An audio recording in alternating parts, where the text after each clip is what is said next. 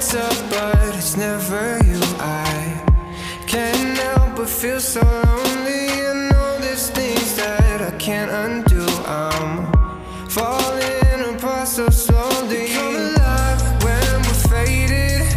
The summer nights that we're chasing. Want this feeling to last forever, forever. I know it's hard for you to stay, but I can make it another day without you, without you.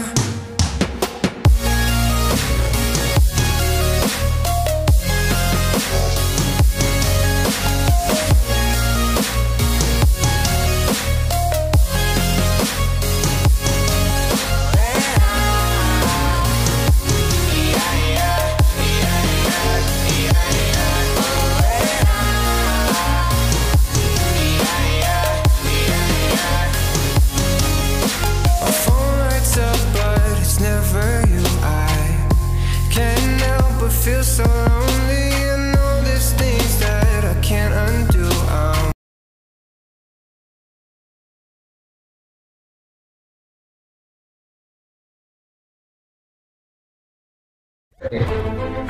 Bumili rin ang Administrasyong Duterte ng 6 na Close Air Support Aircraft o A-29 Super Tucano mula sa Brazil na nagkakahalaga ng higit 4.9 bilyong piso. Yung Super Tucano dumating, although yan, programa nung sa First Horizon, inaabot na dito. Pero it was only during this administration na finally nabili na natin. Itong Super Tucano, lumipad ito buhat Brazil, papungo rito sa Pilipinas. Ganon kataas, ang confidence ng mga eroplano nila na hindi sila i-deliver sakay ng malalaking eroplano, kundi inilipad nila mismo, traversing the seas and vast oceans, dalahin dito sa Pilipinas. In terms of ground and close air support aircraft, meron na tayong 6 na Super Tucano. Yung mga yan, although it's propeller driven, high performance yan, capable siya ng multiple types of missions. Nagkaroon tayo ng mga FA-50, ito yung lead-in fighter ng Philippine Air Force, at nakita natin napakalaki ng kanyang naging contribution sa mabilis nating pagkaresolba ng problema sa Marawi. Napakalaking tulong sapagkat sa mga surgical air operations na ating isinagawa ay ang ating mga FA-50 at saka yung ating mga attack helicopters ng Philippine Air Force at ng Philippine Navy, yung AW109. Napakalaki ang naitulong nito mga helicopters nito, itong mga aircraft nito sa relatively quick resolution ng Marawi, sapagkat kung yung monsoon sa Iraq ay nabawi nila sa loob ng 4 na taon dito sa Armed Forces of the Philippines sa Marawi, i-restore natin yung tinatawag natin peace and development, peace and security bago pa man nangyari yung Marawi siege. After about 5 months na-resolve natin yan. Na-deliver rin ng pamahalaan ang C-130 Hercules aircraft.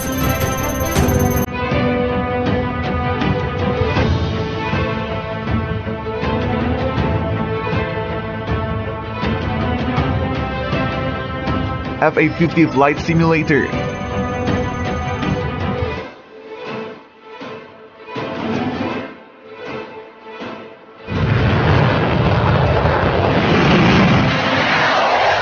Lead-in fighter trainer aircraft.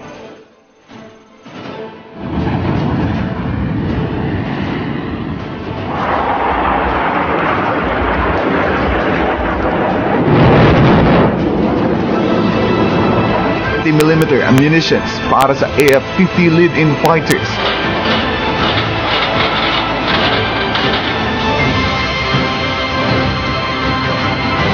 Hermes drones.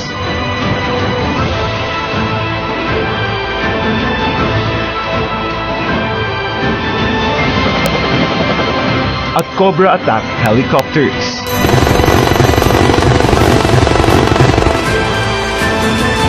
Hinihintay naman ang pagdating ng manabiling makabagong assets para sa Air Force tulad ng 6 na T-129 attack helicopters.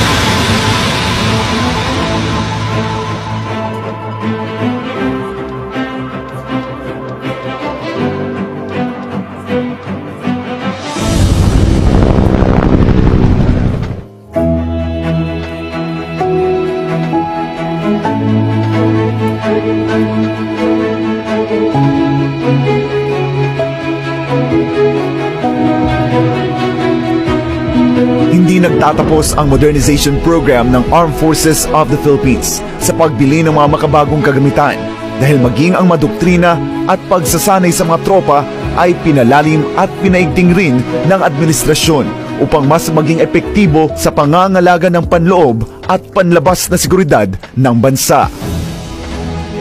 No amount of modern equipment kung ang ating pong mga sundalo ay makaluma pa rin yung kanilang attitude at pag-iisip. So sa ating pong education, training, and doctrine development, inihahanda po natin hindi lang yung mga basing facility, hindi lang po yung mga airports o ating mga airfields, ganun din po yung kaisipan at saka attitude ng ating mga sundalo na handa na nilang ma-optimize ang modern equipment na meron tayo. Ang center talaga is the individual soldier. Okay? Kasi you may have the best radio, the best firearm, the best combat vehicles, but you do not have personnel who can adequately operate them or intercommunicate using them, you will be defeated. So, above all this equipment that we are purchasing, ang importante really is yung development ng kasundaluhan natin to be able to adapt and learn. Starting next month, incremental increase na ang sweldo ninyo. Pangako ko, dublado. You will get it. Ito ang tanda no. I cannot make you happy. But ito ang i-guarantee ko. But it's never you. I can't help but feel so lonely.